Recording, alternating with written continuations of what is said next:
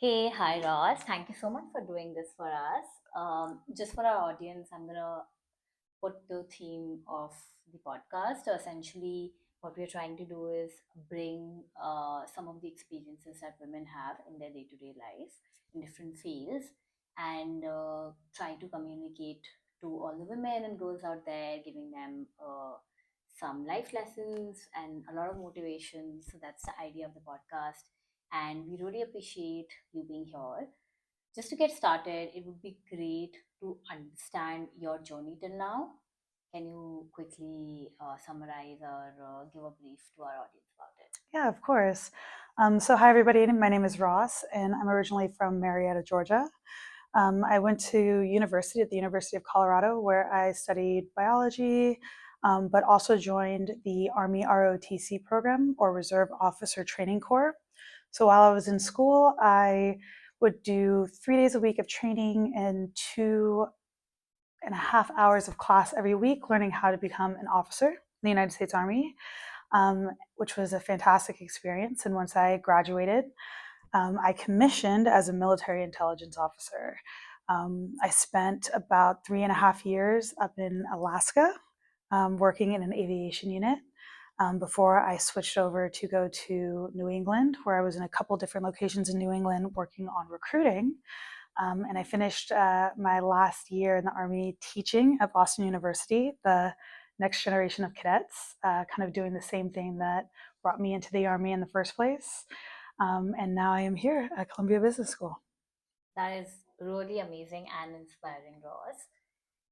I want to get a little bit more detail on when and why did you decide to go into military services? What motivated you? So, both of my parents were actually in the military. They both were logistics officers, and they both got out of the military before I was born. So I don't consider myself an army or a military brat, as they say. Um, but I remember as a kid, my mom telling me stories about how she would be in charge of units. She was stationed in Germany, so she told me about all of her different experiences living in Germany. My dad, he worked with explosives, so he told me video or showed me videos of him like using like the bombs to blow up like stuffed animals during like training exercise, stuffed animals, of course. And just all of their stories just filled me with a lot of like excitement and wonder. I mean, I listening to kind of my other friends' parents, none of them really had stories like my parents did, and it just sounded so exciting. And my mom also really instilled in me, and my father too, just kind of a service attitude, a service mindset, and the importance of kind of getting skills that can set you up to be whatever you want to be. You want to kind of, if you don't know what you want to do with your life, um, it's totally fine, but kind of getting some skills that could be translatable will be really important. So when I was looking at university and what I wanted to do, I wasn't exactly sure, and it was a big decision. So I said, hey, I know something that worked for my parents was getting some training with ROTC. So let me start with that. And doing that, I say, is one of the best decisions I made. Not only did it allow me to learn leadership, discipline, and skills, but it also gave me a great network of friends and mentors that really kind of set me on track, and then to kind of just go and be more confident. So it was incredible. By the time I was 22, I was leading organizations of uh, America's Sons and Daughters, a group of 20 soldiers. I was going and doing training exercises under the Northern Lights. I was learning how to survive in the cold. And I was getting opportunities to meet people from all over the world. And I think the most exciting part was that they gave me a sense of responsibility, which just kind of increased my confidence in myself because I knew that there were people who not only believed in me, but also were counting on me. And so it was just kind of a step that you had to take. And once you kind of agree to be responsible for other people, I know for me, I tend to work a little bit harder and stop thinking about myself quite as much.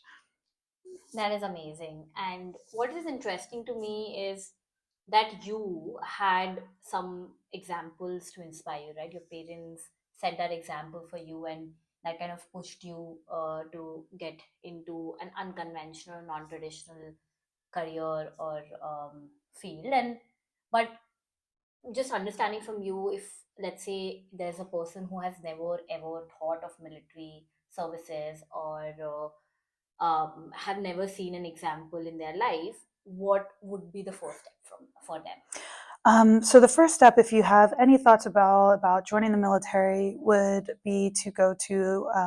I know the Army the best because that was my branch, but we have goarmy.com, and I believe all of the other services, so the Air Force, the Marines, the Navy, the Space Force, all have websites that you can go onto and just kind of get some information about what the military is like, the different roles and opportunities there, and you can kind of do a little bit of self research. And then, second, I would say um, all towns in America have a local recruiting office. So you could call or do a walk in appointment with a local recruiting station where you're not walking in and like walking out a soldier or anything, but you can just sit and talk and get more information.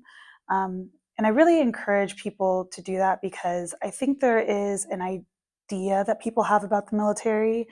Um, each branch or what have you, where you're going to be doing one thing, and that's going to be crawling around in the mud, slinging a weapon around everywhere, and being away from your family all the time.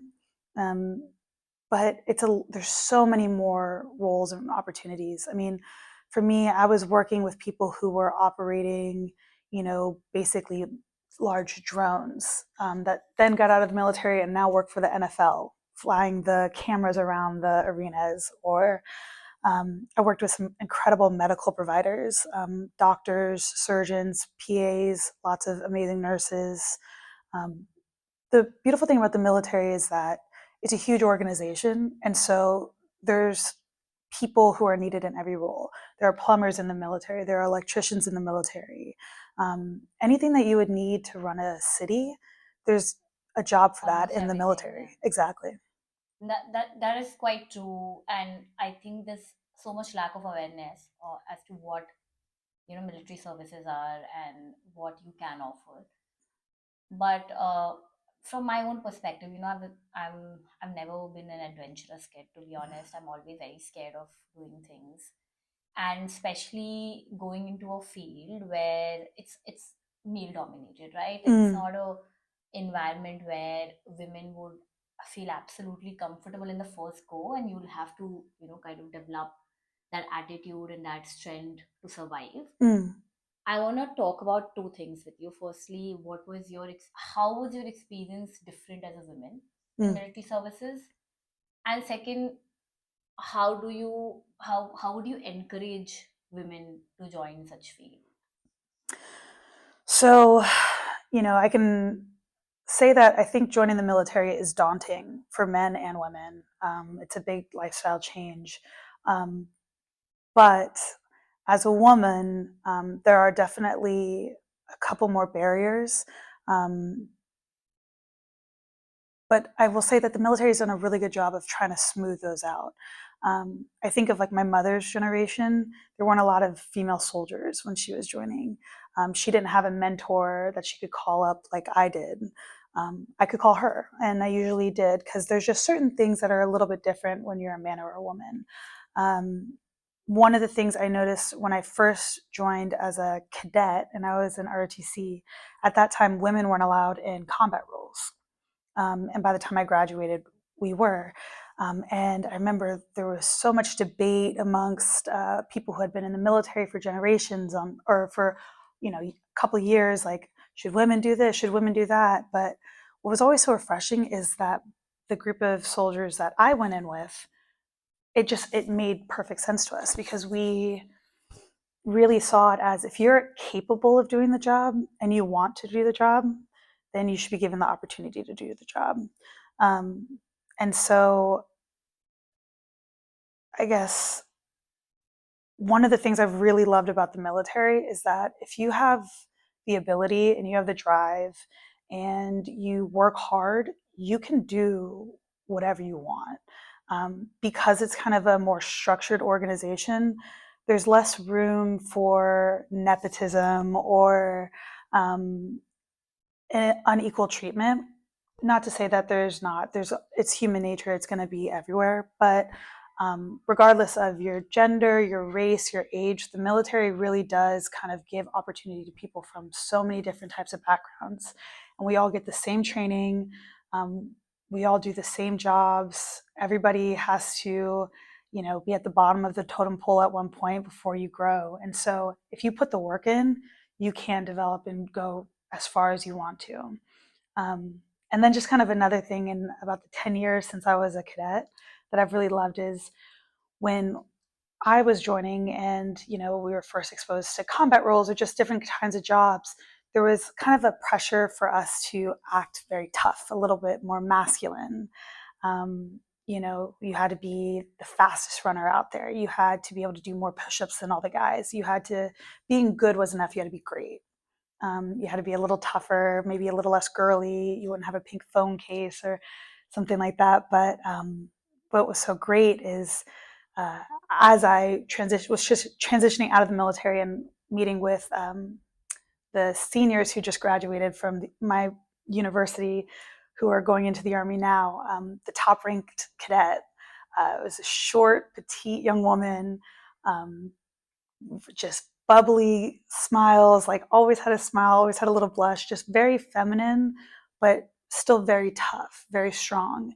And even though she had a high pitched voice and she wasn't the fastest runner, she wasn't the strongest person out there, she still could get everything done and she could do anything she wanted. And so when I talked to her, I was thinking that maybe she would want to go into a softer field or MOS. But she said, "Oh, I want to become an infantryman. I want to go and to do kind of like the hard, dirty, gritty jobs." And I loved it because to me, I was a little like, whoa, but to her and to her peers, that was completely normal. So it's been really nice to kind of just see how it's changing. And I do think that in a lot of ways, the military is a little bit further than a lot of other male dominated fields in creating opportunities for women. Oh, that is awesome actually, because a lot of times you'll feel if you enter a field like this, you will lose all your feminine qualities, and as you said, like you're not accepted for being feminine. Mm, Like you, and it's strange, but people think that being masculine is equal to being tough or being able to get the job done, which is not true, right? Like women have done great things in their life, and we have seen examples where they have gone to a greater level than men to get things done. So as you said, how different it was before and how it's been evolving, which is a great deal for all the women out there to see that things which were running in a certain way, traditional way, 10 years back, it's not the same right now. it's 100% true. I mean, one of my good friends in Alaska, she was in a field artillery unit. Um, that's a unit where you're in the field for months at a time. You're not going home and showering.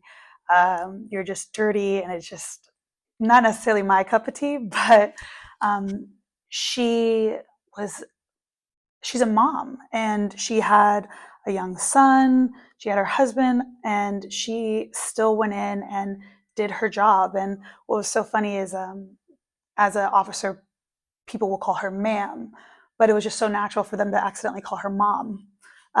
She still brought all of her, feminine energy into her job, and that's part of what made her so good at it. Because we don't, as women, we don't need to come in being like men. We don't need to Hmm. try to replicate men. We just need to come and be ourselves because, I mean, I think we all know that women are capable of doing anything that we put our minds to. It's Hmm. just being given the opportunity. And so, if I had like kind of anything I would say is being your authentic self is definitely the best way to be successful in your field that I've, at least in my experience and what I've seen. No, that's quite inspiring, and that is very true. I feel everyone carries their own qualities with them, and if you're losing it to become someone else, then it doesn't matter. Like you're losing yourself. So I do feel it's very important to have those qualities. Mm-hmm. Take those qualities with you wherever you go. Mm-hmm. But tell me, like, sort of, do you have any examples of when you did feel alone there Mm, as a woman? Like, it's you can do great things and mm. be at a great place and get great job and great position, but you feel so alone because it's just that there's no one sometimes you can't share things with men, or it's so different with women. Oh, of course. I mean, the way that we structured our units and our squads is, I think, I was definitely more times than not, I would be the only woman in my team of 10. Um, and I would, be with just the boys and just the guys. And, as much as everybody tries, to make me feel part of the team and I try to feel part of the team, there's just certain things that there's not going to be that connection on. And so it really was, I think of a time where I was in Kentucky and I was the only girl in the field with this team. And, you know, while the guys go over and like do their showers together, I'm like kind of in the woods by myself trying to do it all by myself. The way I guess suppose they do it is like they pour water on each other and kind of like help each other out. But for me, like I was just kind of doing it all by myself. If there's a situation where, you know, you need something that only another woman might have, like, certain products and stuff like that. I mean, I wasn't something that I was going up and asking the boys about, but I definitely also had a position of privilege because I was an officer. I do think that it's probably a little tougher for an enlisted soldier Mm. just because um, even if my direct supervisor wasn't a woman and I needed to talk to a woman, I was pretty comfortable being able to go and ask other women about it. But the military is very structured. And so if you have a problem, you're supposed to take it to your next Mm. line supervisor. And so sometimes, you hear stories about, men who just can't understand certain things that women have as an issue. Or, for example, like we went and took over a barracks and there were porta johns or like the porta potties, Mm.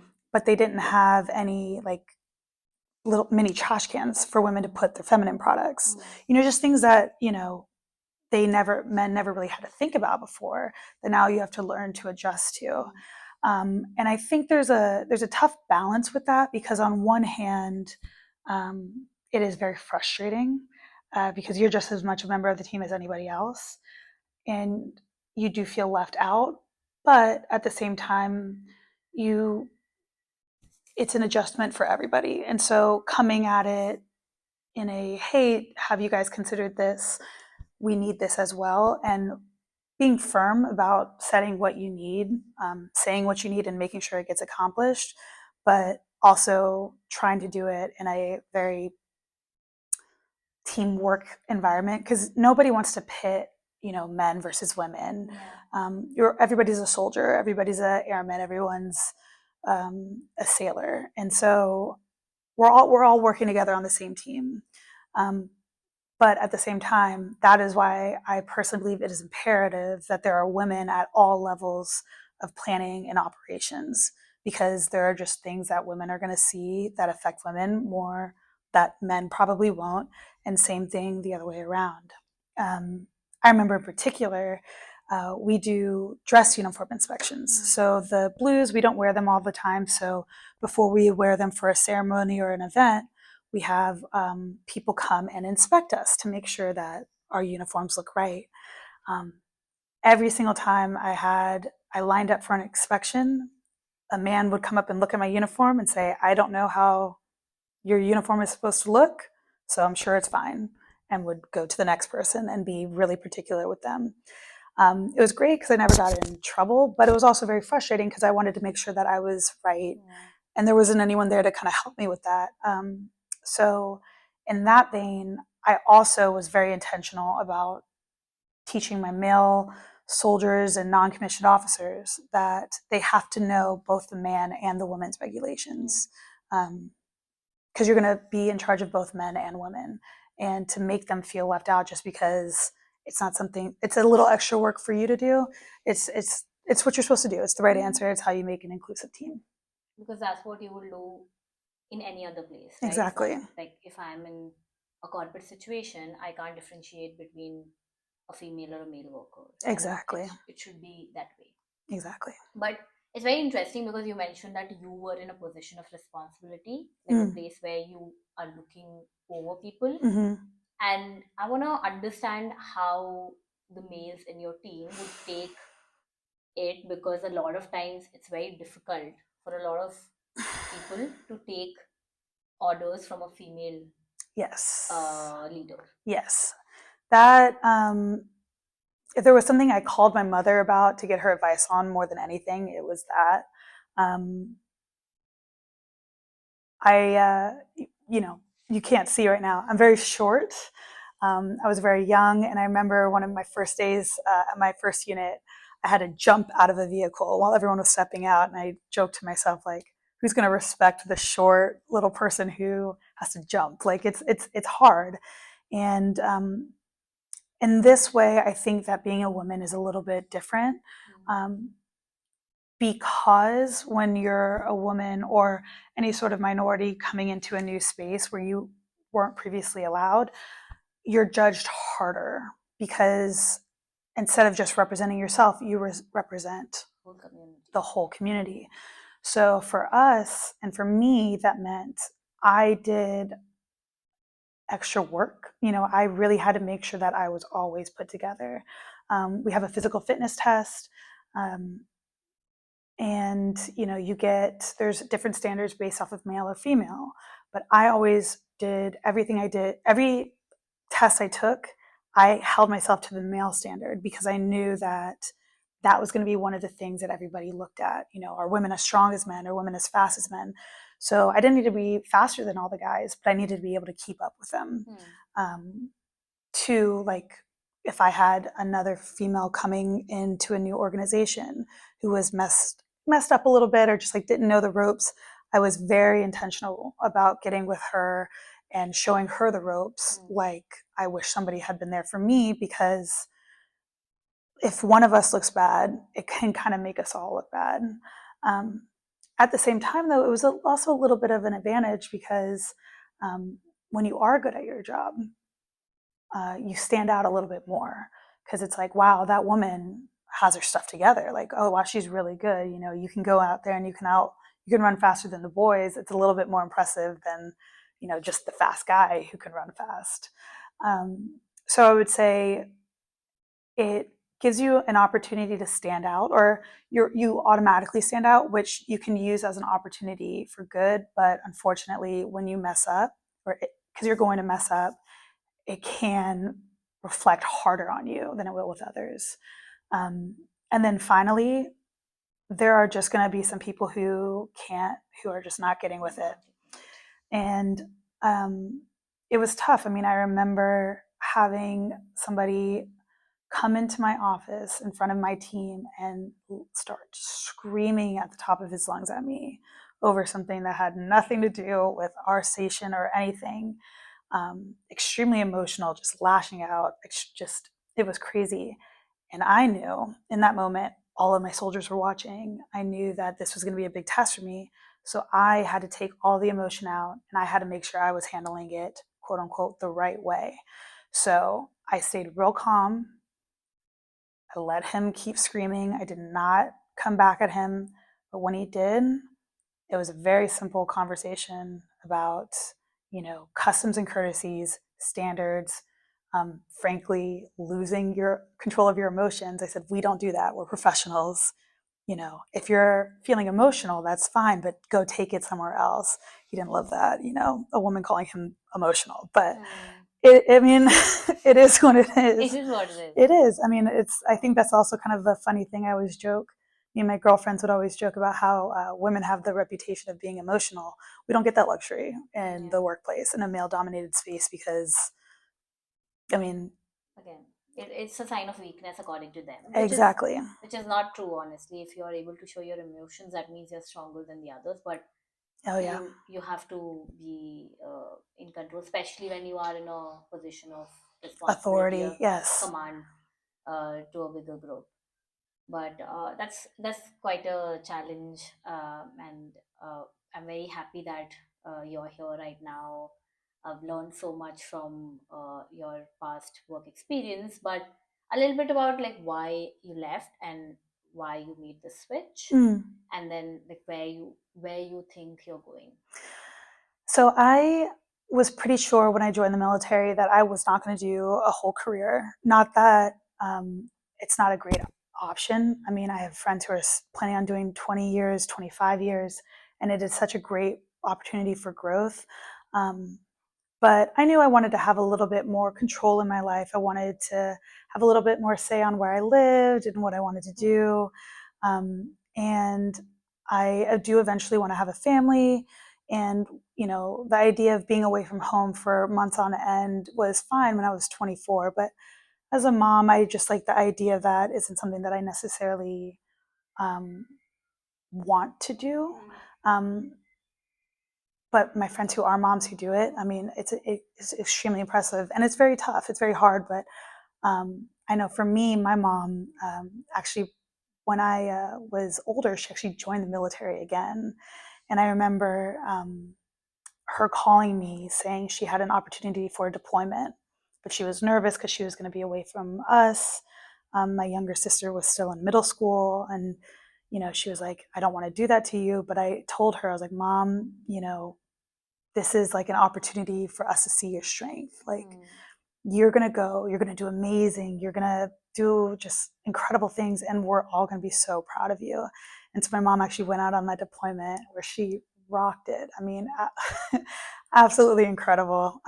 Ended up getting promoted right after that deployment just because she did it so well. And, it was hard on us because we missed her, but mm, I mean, the pride and like I mm, have is it'll never be unmatched. I know I kind of went off the I went mm, on the wrong chain of events, but um, no, I loved my time in the military, and at the same time, I also just wanted to have a little bit more control more of my stability. life, and more stability. I think is a great way to say it. I'm excited to kind of be here in New York and put down some roots. Um, and I'm really thankful because I think I got so many skills from the military, so many opportunities. I mean, I'm sitting here at Columbia Business School, and I know that it's because of a lot of the skills and experiences I had in the military. And so I want to take everything that I've learned and now apply it in the civilian world too, where I can be a force for good, but just in a different capacity. And so, next I'm looking at finding jobs in operations and maybe consulting. I'm really having a lot of fun kind of doing some work with the local community, including like tutoring and like Big Brother, Big Sister programs. And I've just had such a great time like experiencing and hearing stories from other people and other ways of life. And um, I just think that I'm so thankful for my time in the Mm. military and for a lot of the trials I had to go through because it just has made me a much tougher, stronger, but I think a more empathetic like leader. That's amazing. And to your point, of course, I want to mention something which is beyond just military is that people don't understand that women have to think very differently about their life when it Mm, comes to their career and their family. mm-hmm, Like like your mom left military when before she had you, right? The fact that women have to give those some things up, and it's just the nature of things. I would love that people sometimes appreciate that a little bit more than they think. Like sometimes women will associate that with, oh, you're weak, why you're leaving a certain job just because you're going to be a mom. But it's a personal choice as well, right? Like mm, the choice of enjoying that time of being a mother and taking care of a kid. It's a different feeling altogether. It's a bigger job, I feel, than anything else. And sometimes it's associated with, you are being a weak person by, oh, you have to, you're gonna head out of your job or you're gonna leave it just because you want to be a mom, which is not a bad thing. And then a lot of times some people say, oh, nowadays there's maternity leave and you can go back and join, but it's not the same.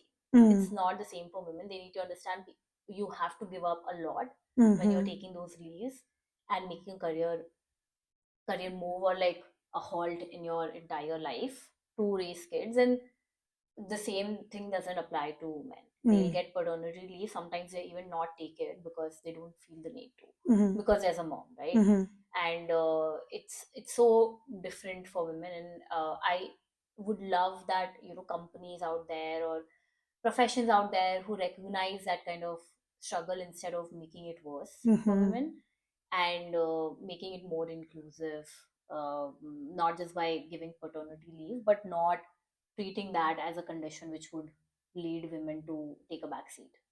I completely agree. I mean, it's a blessing, I think, that women have women who have the opportunity to become mothers, and I think it's such a beautiful experience um, that one I haven't had yet. But um, I do think that there's also a lot of pressure that are put on women who choose to stay, and a lot of pressure on women who choose to leave. Mm. And I think one thing as women we have to really be intentional about is kind of building not only our internal strength, but also building understanding amongst each other to Mm. not judge other people's Yeah. decisions and not kind of feel the need to put your opinions on what other people are doing.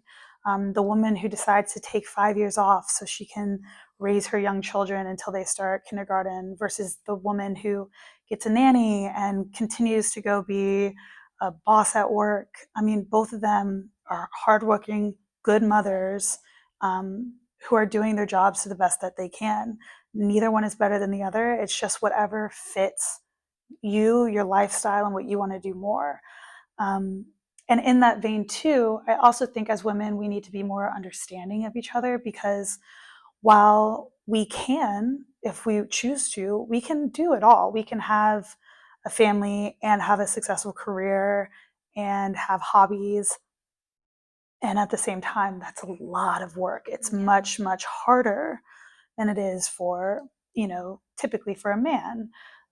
So when you're tired and you're worn out and you're beat down and um, just remember it's because you're giving so much, you're doing so much. And, you know, I do wish that we appreciated it more. And I think as women internally, just kind of recognizing that in Each other. ourselves and each other, just kind of giving light to that is so important because um, just it's incredible the amount of energy and things that women can do and get accomplished and um, I really just hope that we can really come to just have all that become a source of confidence in our abilities instead of something to be anxious or worried about, where how other people are going to perceive the choices you make.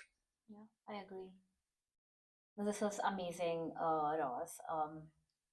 Before we take this towards the end, is there anything that you would love to share with young women, girls out there, like anything that you think would motivate them to do an unconventional, or getting into something which is different? The way I've always kind of lived my life is, you know, you get an opportunity to do things, in my beliefs, it's you get, kind of one opportunity at life, one chance or however. And so it's your choice to do what you want with it every single day. I know there's that expression that the next day is never guaranteed, but also just this time is never guaranteed again. So if you get an opportunity to do something that's different or crazy, and there's any part of you that thinks that it could be fun, go for it because you may not ever get that opportunity again.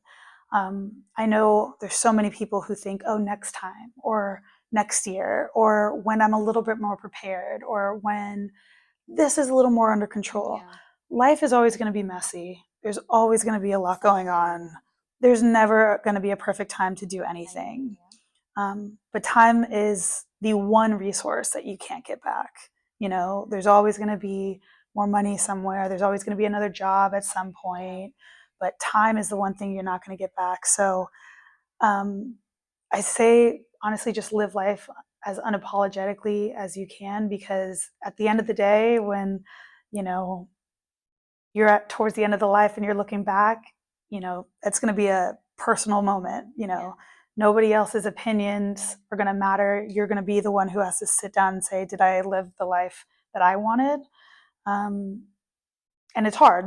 I'm not saying it like this is an easy thing to do, but that's kind of the motivation I have. And then just for everybody too, it's to remember that, when women, young girls and women hit puberty, it's shown that our confidence drops. It's such an important time in a young girl's life to be filled with confidence and love and understanding and patience. So, if there are any young women or young girls that just remember that there's just so much potential in all of them, and to do what you can to just help them fulfill that potential and to be as bright and live as brightly as they possibly can. um, I think that's it. That is so great. Really amazing.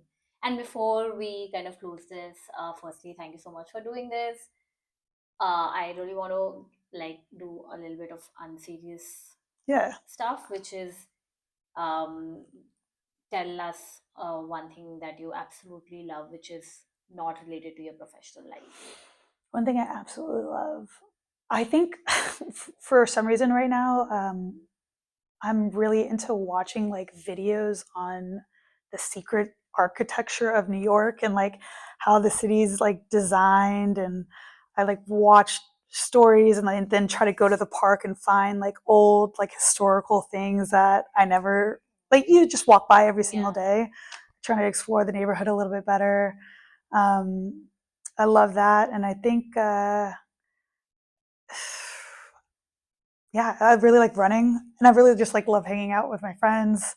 Um, my dog, me, I love just hanging out with my dog and going on walks and exploring the city, and um, yeah, just try to do as much of that as I can. Have as much fun as I can, honestly. What is your favorite spot in New York? Favorite spot? Ooh, probably I think it's called the Cloisters. It's up on like 181st Street, up like at the tip of Manhattan. It's this park that's like kind of hilly, but it has beautiful views of the Hudson, and the George Washington Bridge. And in the fall, it changes colors and it's a little quieter. It feels a little bit more like a neighborhood, but I think that's my favorite right now. I definitely need to explore kind of the rest of Manhattan and downtown a little bit more, but we've been in school. But yeah, I think anything in the city where there's a good view and I can see the water, I'm pretty content. Amazing. And last question, what's your favorite food and where do you get I was afraid you. I was like, don't ask me that. Right now, I would say there's like this like Georgian dumpling spot over maybe 10 blocks from here. I'm into dumplings right now. Like, I guess I just like never had like lived anywhere where there are it? dumplings a Okay. lot. But you put like anything and wrap it around in some sort of pasta or rice, like I'm so in. Whether it's like dumplings or gyoza or like panipuri or like just anything that involves a shell and something in the inside, like with some sauce. I'm like all over it, all I'll about call you it. over for pani puri. Yeah, you have a good spot for it. I'll make it. Oh, absolutely, please. I love it. Yash and I had it a couple of days back. Really? Did you do it with like potatoes and Yes. like? I didn't know that you liked it. I will call you Oh my sometime. gosh, I would love that. Yes. It'll be amazing. Again, thank you so much for joining us today. It was super, super inspiring to have you here. Again, I think you're the only person, and that's why I chose you, that I've known so closely or been in interaction with, who has done like a different path, right? Which is Yeah. military services. Like Yeah. I've never had the opportunity in my life to do such kind of conversation. It was really great to talk about it, learn about your experiences. No, I appreciate it. Thank you. This is really fun. Okay.